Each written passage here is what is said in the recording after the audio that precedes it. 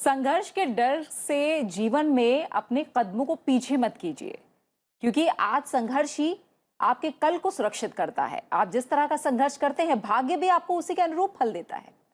यह सत्य है कि जीवन में कई बार बुनियादी सामाजिक पारिवारिक समस्याएं आ जाती हैं और तब हमारा लक्ष्य के प्रति संघर्ष की जो इच्छा शक्ति है वो बनाए रखना मुश्किल हो जाता है। लेकिन ऐसी परिस्थिति में कुछ व्यक्ति ऐसे भी हैं जो अपनी आंतरिक इच्छा शक्ति और दृढ़ निश्चय के साथ शारीरिक और मानसिक शक्ति के बल पर किसी भी संघर्ष से जूझते हैं। बस उन्हें अपने लक्ष्य पाने की ललक होनी चाहिए, क्योंकि जितना कठिन संघर्ष होगा जीत उतनी ही शानदार होगी। हेलो इंडिया, मैं हूं पराक्रम। हेलो इंडिया, मैं हूं प्रीति।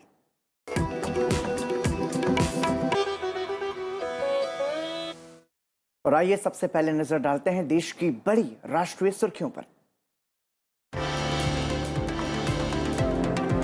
केंद्रीय गृह मंत्री अमित शाह ने पुलवामा में 2019 के आतंकी हमले में शहीद केंद्रीय रिजर्व पुलिस बल के 40 जवानों को श्रद्धांजलि दी। गृह मंत्री ने कहा कि देश की रक्षा के लिए सैनिकों का समर्पण और सर्वोच्च बलिदान आतंकवाद के समूल नाश के हमारे संकल्प को और दृढ़ करता है। अमित शाह ने वीर बलिदानियों की स्मृति में वृक्षारोपण भी किया। पुलवामा में ही फरवरी 2019 में पाकिस्तान प्रायोजित आतंकवादियों के एक आत्मघाती कार हमलावर ने सीआरपीएफ के काफिले पर हमला किया था, जिसमें 40 जवान शहीद हुए थे। केंद्रीय मंत्री नितिन गडकरी ने ज्ञान आधारित ऐप और प्लेटफॉर्म कंसल्ट जारी किया है। नितिन गडकरी ने ज्ञान रूपांतरण के लिए नवाचार, उद्यमिता, विज्ञान, प्रौद्योगिकी, अनुसंधान और कौशल पर जोर देते हुए कहा कि ज्ञान से ही दुनिया में बदलाव आ रहा है। प्रधानमंत्री आयुष्मान भारत स्वस्थ अवसंरचना मिशन से भविष्य में वैश्विक महामारी जैसी स्थिति से निपटने में मदद मिलेगी। स्वास्थ्य मंत्री मनसुख मांडविया ने कहा कि कोविड-19 के कारण देश में स्वास्थ्य बुनियादी ढांचे में सुधार जरूरी है। सरकार ने 64,000 करोड़ रुपए के निवेश के साथ प्रधानमंत्री आयुष्मान भारत स्वास्थ्य अवसंरचना मिशन शुरू किया है। दुनिया के कई देशों में तबाही मचा रहे कोरोना वायरस के नए वेरिएंट AY4.2 को लेकर भारत पूरी तरह से सतर्क है। केंद्रीय स्वास्थ्य मंत्री मनसुख मांडविया ने कहा कि कोरोना के इस नए वेरिएंट की जांच में टीमें लगी हुई हैं। ICMR और NCDC की टीमें इसका अध्ययन कर रही हैं। साथ ही साथ इसका विश्लेषण भी किया जा रहा है। केंद्रीय स्वास्थ्य मंत्री सभी राज्यों और केंद्र शासित प्रदेशों के स्वास्थ्य मंत्रियों के साथ इसी मुद्दे पर एक बैठक भी करेंगे। सुप्रीम कोर्ट ने सरकारी नौकरियों में अनुसूचित जाति और अनुसूचित जनजाति को पदोन्नति में आरक्षण देने के मुद्दे पर अपना फैसला सुरक्षित रख लिया है। केंद्र की दलील है कि SC और ST वर्ग के लोगों के लिए समूह A श्रेणी की नौकरियों में उच्च पद पर पहुंचना कठिन है। कोर्ट को इन रिक्तियों को भरे जाने के लिए कुछ ठोस आधार देने चाहिए। संसद भवन परिसर में राज्यसभा सभापति और देश के उपराष्ट्रपति M वेंकैया नायडू ने 2 सदस्यों को राज्यसभा सदस्यता की शपथ दिलाई। पुदुचेरी से भाजपा के S सेल्वागनबेधी और पश्चिम बंगाल राज्यसभा सीट से TMC की सुष्मिता देव राज्यसभा सांसद निर्वाचित हुए। यह पहली बार है जब बीजेपी को उच्च सदन में पुदुचेरी से प्रतिनिधित्व मिल रहा है।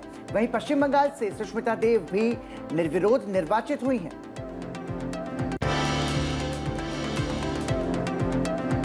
भारतीय जनता पार्टी की विचारधारा को आगे बढ़ाने और उसे आम जनों के बीच लोकप्रिय बनाने में अहम भूमिका निभाने वाले कार्यकर्ताओं के जीवन से जुड़ी प्रेरक कहानियां अब प्रधानमंत्री नरेंद्र मोदी के आधिकारिक नमो ऐप पर उपलब्ध होंगी।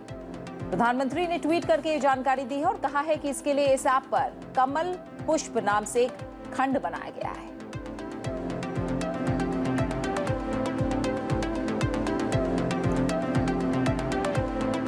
और देश की बड़ी खबरों के बाद अब बात करेंगे प्रदेश की।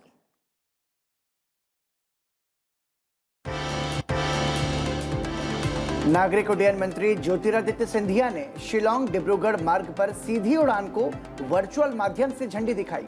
इसके साथ ही पूर्वोत्तर में हवाई अड्डों की संख्या 15 हो गई है। केंद्रीय मंत्री सिंधिया ने कहा कि सरकार अंतिम छोर तक हेलीकॉप्टर सेवा बढ़ाने पर जोर दे रही है। उत्तर प्रदेश 3 करोड़ लोगों का पूर्ण टीकाकरण करने वाला देश का पहला राज्य बन गया है। कुल टीकाकरण में भी राज्य पहले स्थान पर है। प्रदेश में अब तक 12 करोड़ 65 लाख से अधिक टीके लगाए जा चुके हैं।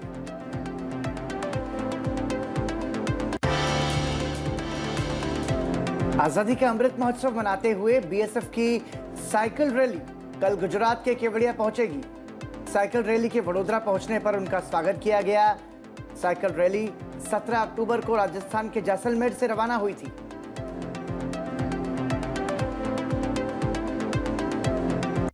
और राष्ट्रीय और राज्यवार सुर्खियों के बाद आइए अब नजर डालते हैं अंतर्राष्ट्रीय सुर्खियों पर। प्रधानमंत्री नरेंद्र मोदी इस महीने की 28 तारीख को वर्चुअल रूप से 18वें आसियान भारत शिखर सम्मेलन में भाग लेंगे। प्रधानमंत्री को ब्रुनई के सुल्तान ने निमंत्रण दिया है। शिखर सम्मेलन में आसियान देशों के राष्ट्राध्यक्ष और शासनाध्यक्ष भाग लेंगे। इसके पहले वो 27 अक्टूबर को ईस्ट एशिया सम्मेलन में हिस्सा लेंगे। 18वां आसियान भारत शिखर सम्मेलन कोरोना महामारी, अंतर्राष्ट्रीय विकास, व्यवसाय समेत कई दूसरे अहम मुद्दों पर केंद्रित होगा।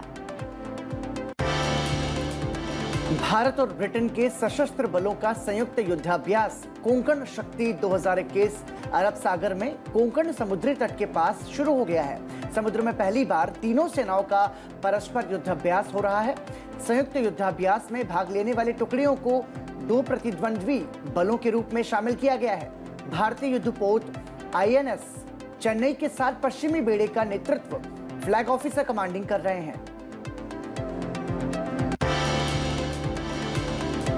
भारत ने टीबी उन्मूलन पर तत्काल ध्यान देने की अपील की है। केंद्रीय स्वास्थ्य और परिवार कल्याण राज्य मंत्री डॉक्टर भारती प्रवीण पवार ने WHO के दक्षिण पूर्व एशिया क्षेत्र की उच्च स्तरीय बैठक में कहा कि दक्षिण पूर्व एशिया क्षेत्र सभी 6 क्षेत्रों में टीबी में से सबसे ज्यादा प्रभावित है। बांग्लादेश में अल्पसंख्यक हिंदू समुदाय के पूजा स्थलों पर हुए हमलों को मद्देनजर रखते हुए ढाका मेट्रोपॉलिटन पुलिस DMP ने अपने बल को हिंदू मंदिरों की सुरक्षा के निर्देश दिए हैं। DMP आयुक्त शफीकुल आलम ने संवाददाताओं को बताया कि पुलिस ऐसी घटनाओं को रोकने के लिए सक्रिय है और सतर्कता बरत रही है। लिहाजा बांग्लादेश के पूजा स्थलों पर सुरक्षा बढ़ा दी गई है।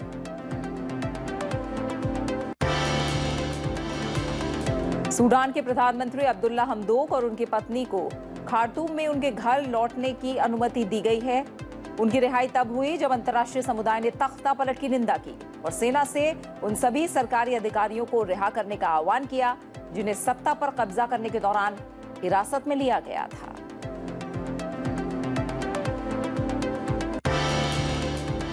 इंडोनेशिया के पूर्व राष्ट्रपति सुकर्णो की बेटी सुकुमावती ने इस्लाम छोड़कर हिंदू धर्म अपनाया है। पुजारी ने सुकुमावती के ऊपर पवित्र जल छिड़का और अन्य मान्यताओं को ध्यान में रखते हुए उनका पालन करवाया। सुकुमावती हिंदू धर्म की सभी सिद्धांतों और परंपराओं को जानती है। इस समारोह में उनका परिवार और करीबी लोग शामिल हुए।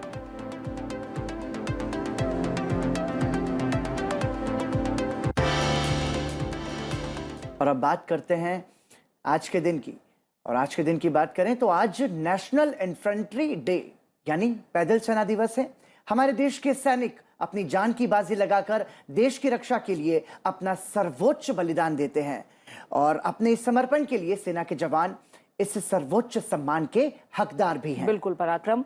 और भारत में अगर देखें तो आजादी के साल यानी 1947 में देश की इन्फेंट्री डिवीजन यानी पैदल सेना के रणबांकुरों ने देश का एक बड़ा भूभाग पाकिस्तान के हाथ में जाने से बचाया था। यह आजाद भारत की पहली ऐसी सैन्य कार्रवाई थी जिसमें बड़े पैमाने पर सेना का इस्तेमाल हुआ। देश को अपना पहला परमवीर चक्र विजेता भी 1947 में इन्फेंट्री डिवीजन से ही मिला। पैदल सेना दिवस मनाने की शुरुआत कैसे हुई, आइए जानते हैं।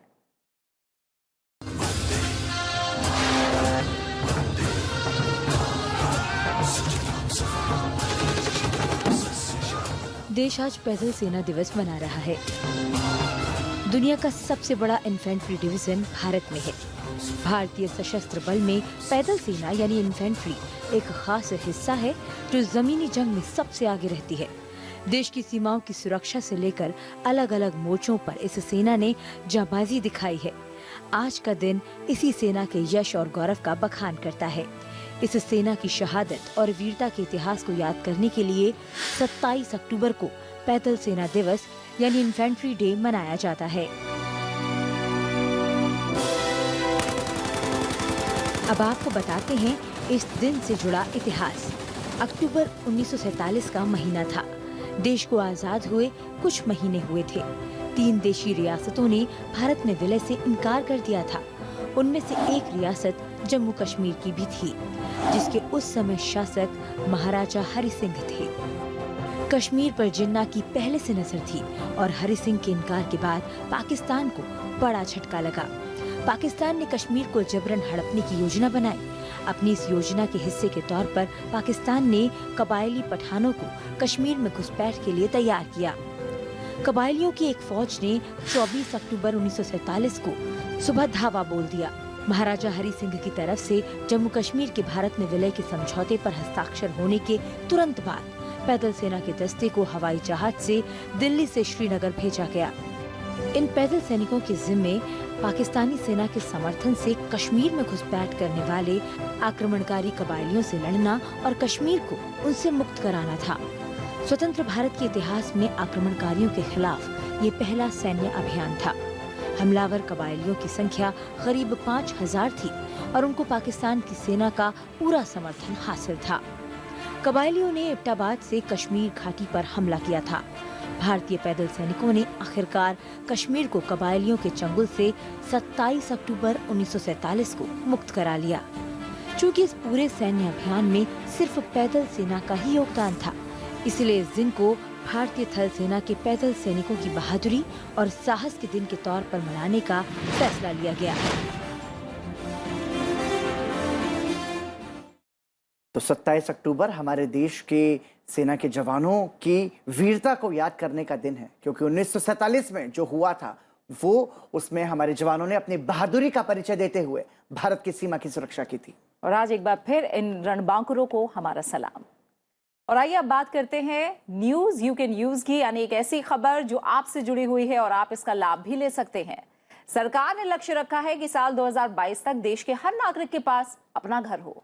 प्रधानमंत्री आवास योजना के जरिए सरकार बेघर लोगों को घर बनाकर देती है और साथ ही उन लोगों को सब्सिडी भी देती है जो घर या फ्लैट खरीदने के लिए लोन लेते हैं।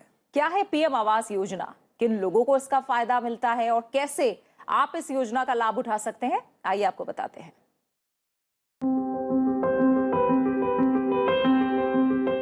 भारत सरकार ने 2022 तक बेघर लोगों को घर देने की योजना बनाई है। योजना के तहत सरकार बेघर लोगों को घर बनाकर देती है और साथ ही उन लोगों को सब्सिडी मिलती है जो लोन पर घर या फ्लैट खरीदते हैं। पीएम आवास योजना ग्रामीण में आवेदन करने के लिए सरकार ने मोबाइल आधारित एक आवास ऐप बनाया है। इसे गूगल के प्ले स्टोर से डाउनलोड किया जा सकता है। ऐप पर आपको मोबाइल नंबर की सहायता से लॉगिन करके आईडी बनानी होगी।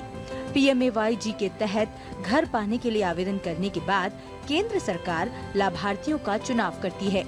इसके बाद लाभार्थियों की फाइनल लिस्ट PMAY की वेबसाइट पर डाल दी जाती है।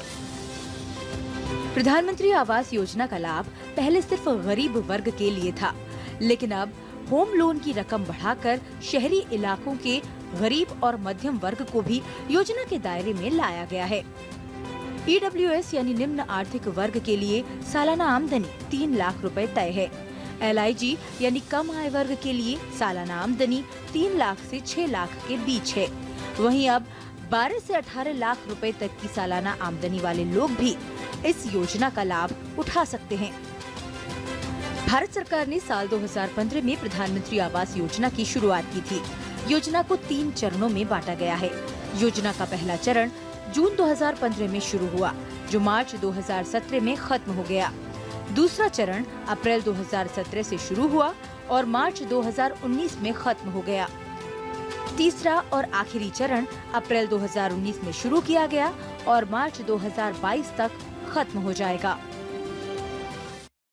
सरकार का लक्ष्य है कि एक ऐसे भारत का निर्माण किया जाए जिसमें हर किसी के पास अपने घर की पक्की छत हो, अपना खुद का मकान हो। बिल्कुल, और एक काफी महत्वाकांक्षी योजना भी है जिसके लिए काफी तेजी से कदम आगे बढ़ाए जा रहे हैं। श्रीनगर की डल झील पर आयोजित शिकारा फेस्टिवल के इस वीडियो के साथ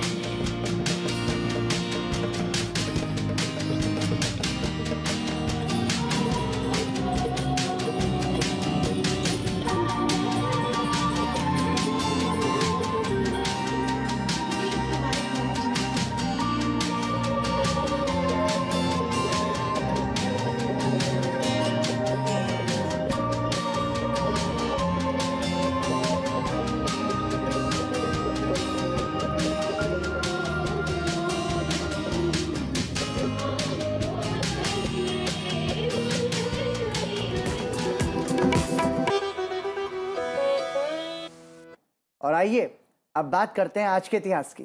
आइए जानते हैं आज के दिन से जुड़े इतिहास के बारे में और आपको बताते हैं कि इतिहास के पन्नों में 27 अक्टूबर के नाम क्या खास घटनाएं दर्ज हैं। 27 अक्टूबर वर्ष 1904 में यतीन्द्रनाथ दास का जन्म कोलकाता में हुआ। वो एक महान क्रांतिकारी थे। पहली बार वो वर्ष 1920 के असहयोग आंदोलन में शामिल हुए और 4 दिन के लिए जेल भी गए। इसके बाद वह प्रख्यात क्रांतिकारी सचिंद्रनाथ सान्याल के संपर्क में आए और क्रांतिकारी पार्टी हिंदुस्तान रिपब्लिक एसोसिएशन के सदस्य बन गए। दल के लिए द रेवोल्यूशनरी का पर्चा छपवाकर देश भर में वितरण का अहम दायित्व यतीन्द्र बाबू को सौंपा गया, जिसे उन्होंने बखूबी निभाया। भगत सिंह के आह्वान पर लाहौर जेल में क्रांतिकारियों के साथ दुर्व्यवहार को लेकर भूख हड़ताल आरंभ की गई। 63 दिन की भूख हड़ताल के बाद यतीन्द्र दास ने स्वाधीनता की लड़ाई में अपना बलिदान दे दिया। 27 अक्टूबर वर्ष 1961 में पहला सैटर्न रॉकेट सफलतापूर्वक लॉन्च किया गया। पहला सैटर्न रॉकेट संयुक्त राज्य अमेरिका के पहले मध्यम लिफ्ट लॉन्च वाहन के रूप में डिजाइन किया गया। 9100 किलोग्राम वजनी इस रॉकेट को कम पृथ्वी कक्षा पेलोड के लिए बनाया गया। सैटर्न 1 रॉकेट का पहला चरण पुराने रॉकेट टैंक डिजाइनों के पार्ट्स से बनाया गया। इस वजह से प्रमुख आलोचकों ने मजाक में इसे क्लस्टर्स लास्ट स्टैंड भी कहा। 27 अक्टूबर वर्ष 2010 में पहली बार विश्व व्यावसायिक चिकित्सा दिवस को शुरू किया गया। आज ही के दिन से व्यावसायिक चिकित्सा के पेशे को अंतर्राष्ट्रीय स्तर पर बढ़ावा देने के लिए इस दिन को मनाया जाता है। The world federation of occupational therapist WFOT व्यावसायिक चिकित्सा पेशे की अंतर्राष्ट्रीय आवाज है, जिसमें विश्व स्तर पर 100 से ज्यादा व्यावसायिक चिकित्सा पेशेवर संगठन शामिल हैं।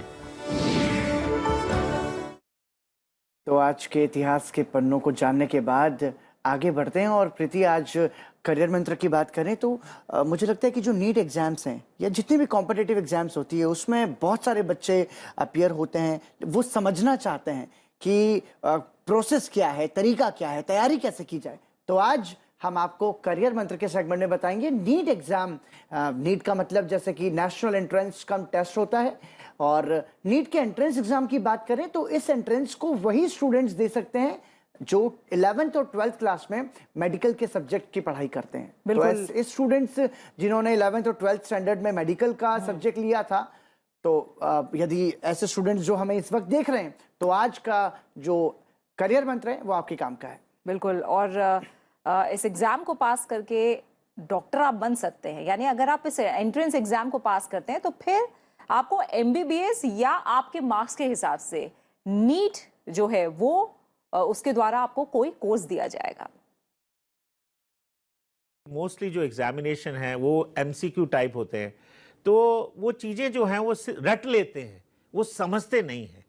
वही चीज़ याद रहती है। नीट के बच्चों के लिए मैं कहना चाहूँगा कि अगर आप उस चीज़ को समझें, उसकी रैशनल देखें, उसकी बैकग्राउंड देखें कि वो क्या है, इसका मतलब क्या है, और फिर उसको आप समझने की कोशिश करें, तो वो जो है ना ही आपकी नॉलेज बढ़ाएगी बट आपकी जो आपकी कैपेबिलिटी है उसको भी लॉन्ग लास्टिंग होगी। अदरवाइज क्या करते हैं हम, कोई है इसका ये जवाब होना चाहिए, इसका ए होना चाहिए, इसका डी होना चाहिए, वो सिर्फ एक हम क्रैम कर लेते हैं, रोट लर्निंग या मगअप किया और फिर उसको हमने रिप्रोड्यूस किया। वो एक बिल्कुल एक ऐसी इमीडिएट मेमोरी है जो जैसे कंप्यूटर में होती है ना, एक रैंडम मेमोरी होती है, एक डीम मेमोरी होती है, तो वो सिर्फ वो है और आपने उसके बाद आप भूल गए, तो उससे कोई आपको नॉलेज गेन नहीं हुई। आजकल मोस्टली जो छात्र हैं वो सिर्फ रोट लर्निंग करते हैं। आई थिंक ये बहुत इंपॉर्टेंट है। और मैंने देखा जो स्टूडेंट्स ये समझ के जब वो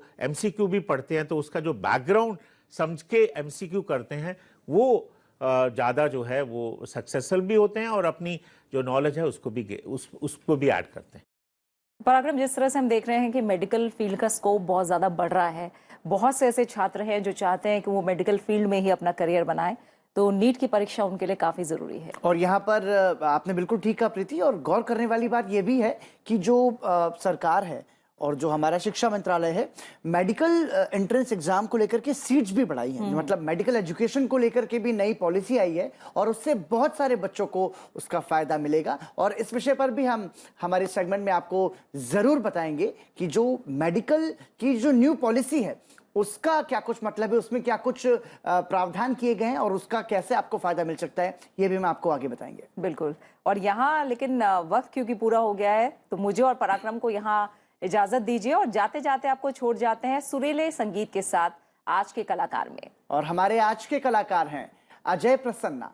बांसुरी वादक हैं अजय प्रसन्ना और अपनी बांसुरी की धुन से सभी का दिल जीत लेते हैं। तो आप इस बांसुरी वादन का आनंद लीजिए। एक बार फिर हमें इजाजत दीजिए और कल आपके साथ इसी समय मुलाकात होगी। तब तक के लिए नमस्कार। नमस्कार।